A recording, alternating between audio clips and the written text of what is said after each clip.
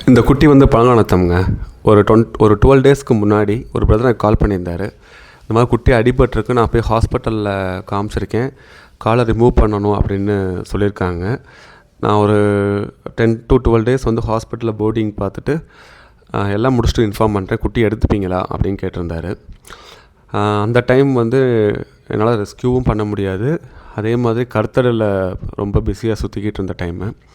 Okay brother, நீங்கள் எனக்கு முடிச்சுட்டு சொல்லுங்கள், நான் எடுத்துக்கிறேன். பிகாஸ் கால் ரிமூவ் பண்ண பிள்ளைங்க மறுபடியும் தெருக்கல்ல வர்றது பாசிபிள் இல்லை, கஷ்டப்பட்டுருவாங்க சொல்லிவிட்டு நான் விட்டுட்டேங்க. நேற்று இந்த பிள்ளைக்கு வந்து ஃபுல்லாக சரியாயிடுச்சு அப்படின்னு இன்ஃபார்ம் பண்ணியிருந்தார். போய் ஹாஸ்பிட்டலில் போய் தூக்கிட்டு வந்துட்டோம். இப்போ என் வீட்டில் தான் இருக்கான்.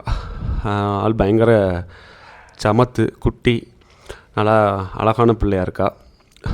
ஓகே, இதுக்கு வரைக்கும் என்னுடைய வீட்டில் இருக்கட்டும்.